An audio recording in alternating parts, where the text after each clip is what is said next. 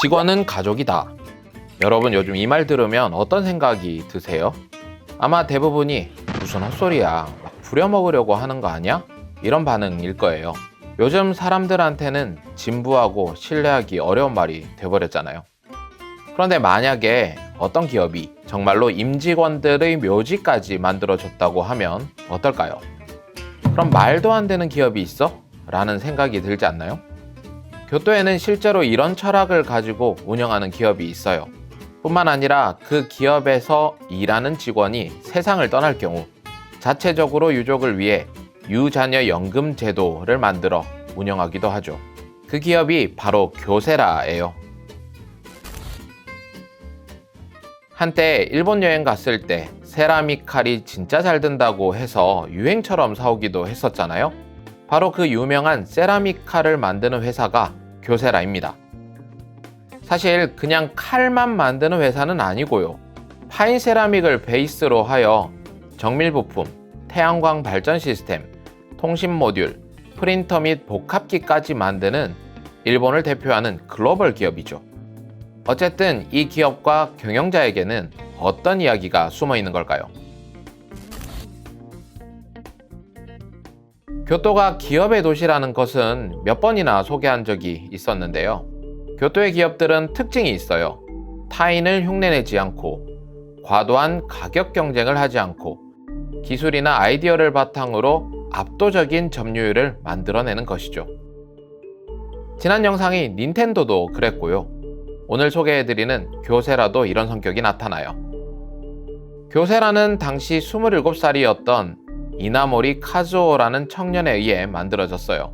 창업 당시 이나모리를 포함한 8명이 기숙사 방에 모여서 새 회사 설립을 맹세했죠. 그 해가 1959년. 당시 회사명은 교토 세라믹 주식회사였어요. 그렇게 작게 맨손으로 시작한 이 기업은 현재 그룹 전체 직원 수 7만 7천 명, 30개 이상의 국가에 진출한 거대 기업이 되었어요. 사실 이나모리 카즈오는 우리에게 너무 유명한 인물이죠. 우장춘 박사의 사위로도 알려져 있고 교토 상가 FC 구단주로서 전해진 바에 의하면 박지성 선수에게 절름발이가 되어 돌아와도 반드시 받아주겠다라는 말을 남기기도 했다고 하죠. 경영의 신이라고 불리며 우리나라에서도 이 사람의 인생과 철학이 담긴 책이 무수히 많이 출판되어 나와 있고요. 특히 아메바 경영이라고 하는 특별한 경영 방법은 많은 사람에게 영감을 주고 있기도 합니다. 그는 1932년 규슈 남부 가고시마에서 태어났어요. 그래서 그는 같은 가고시마 출신으로 메이지 시대를 열었던 사이고 타카모리를 멘토로 삼았고 그의 좌우명 경천애인을 교세라와 자신의 경영 철학의 핵심으로 삼았다고 합니다. 카고시마 대학이라는 평범한 대학에서 공부한 후 세라믹 절연체 제조업체인 쇼후 공업에 취직했는데요. 이때부터 교토와의 인연이 시작되었다고 해요. 하지만 회사 생활은 순탄하지 않았는데요. 도산 직전의 회사였고 특히 새로 부임한 기술부장으로부터 자네로는 무리겠네. 우리 회사에는 교토대 출신의 기술자도 있으니 다른 이에게 맡겨야겠어. 라는 자존심을 건드리는 말을 듣자 사표를 던지고 나오게 됩니다. 그리고 그때 그를 따라 나온 사람들과 새 회사를 설립했는데요. 그것이 지금의 교세라입니다. 이나모리 카즈오의 교세라 경영에는 특이한 점이 많지만 그 중에서도 1970년대 오일 쇼크 때의 이야기가 유명해요. 중동전쟁이 터지면서 유가가 급등했고 일본은 광란 물가라고 불리는 상황에 빠지며 경제가 큰 타격을 입게 되었는데요. 교세라도 한 달 만에 수주가 10분의 1로 떨어지는 사태가 벌어졌죠. 물론 교세라만 그런 것은 아니었고 히타치, 도시바, 미쓰비시 전기에서 대규모 해고가 일어나기도 했습니다. 하지만 교세라는 사원은 운명 공동체라는 철학으로 한 명의 사원도 해고시키지 않은 것으로 유명해요. 경영의 신이라고 추앙받는 것은 단지 교세라를 창업하고 경영한 것만으로 만들어진 별명은 아니에요. 일본에서 생활을 해본 사람은 알겠지만 대표적인 통신회사 NTT가 있잖아요. 1980년대까지 통신은 NTT 독점 구조였다고 합니다. 그런데 그 독점 구조 때문에 통신비가 비싸졌다고 생각한 이나모리는 전문 분야도 아니었던 통신 사업에 무작정 뛰어들었어요. 그리고 그 결과 탄생한 게 현재의 KDDI라는 통신기업이죠. 독점을 깨야 한다는 선한 동기를 가지고 산업에 뛰어들었던 거예요. 이것이 경영의 신으로 불리는 이유라고 생각합니다. 그런가 하면 2010년 78세의 나이에 파산 위기의 일본항공의 재건을 맡기도 했어요. 일본항공은 원래 위기가 몇 번 있었지만 항상 국가의 지원으로 위기를 모면해왔고 간부는 매우 관료적인 모습을 보여서 병든 대기업이라고 했었죠. 사실 이나모리 카즈오는 그런 일본항공의 모습에 염증을 느껴 항상 전 일본 공수를 이용한 걸로 알려져 있었는데요. 그가 그런 일본항공을 재건시키는데 노력한 이유는 역설적으로 일본항공이 망하고 전 일본 공수 하나만 남아 건전한 경쟁이 이루어지지 않아 독점 상태가 되면 또 다른 문제가 일어난다 라고 생각했다고 합니다. 뿐만 아니라 일본항공이 없어져서 직원이 해고되는 등 일본 경제에 악영향을 우려했고요. 특히 망하고 있는 일본항공이 다시 살아나는 것을 보여줘서 많은 일본인들에게 우리도 할 수 있다는 긍정적인 메시지를 던져주고자 했다고 해요. 마치 유언 같은 것이었죠. 이나모리는 교세라로 성공한 후에도 교토를 떠나지 않았어요. 오히려 교세라가 훌륭하게 성장하기까지 교토 사람들의 신세를 졌다고 했죠.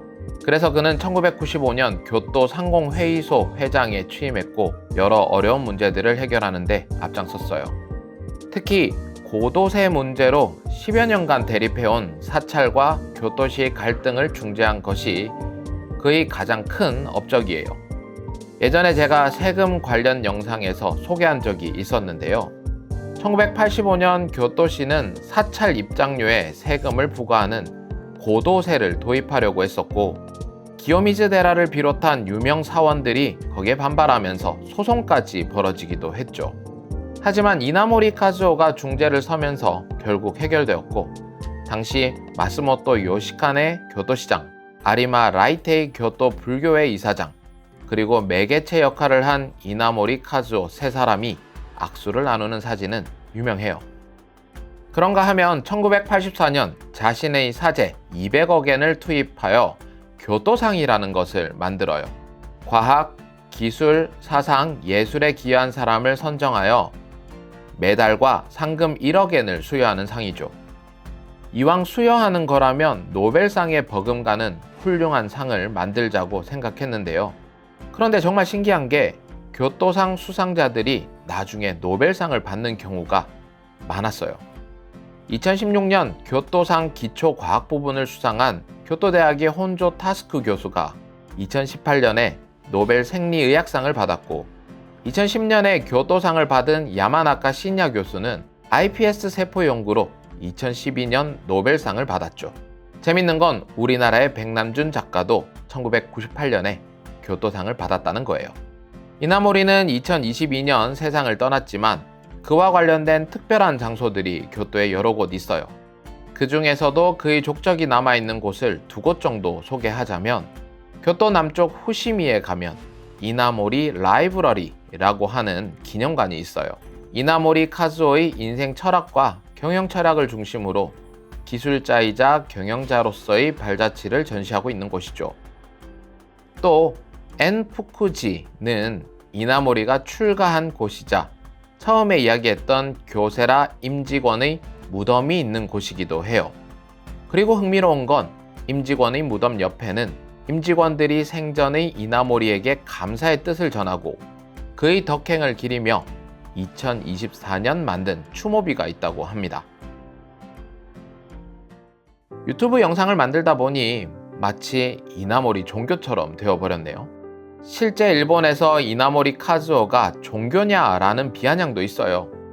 하지만 단순히 성공한 기업가의 이야기를 넘어서 한 사람이 어떤 마음가짐으로 살아가야 하는지 많은 사람들에게 선한 영향력을 주고 간 사람임에는 틀림없는 것 같습니다. 왠지 며칠 전 교토 상가 FC 응원을 갔을 때 입었던 유니폼이 뿌듯하네요. 앞에 교세라가 적혀 있었거든요. 저는 조선생입니다. 구독, 좋아요, 알람 설정 부탁드립니다.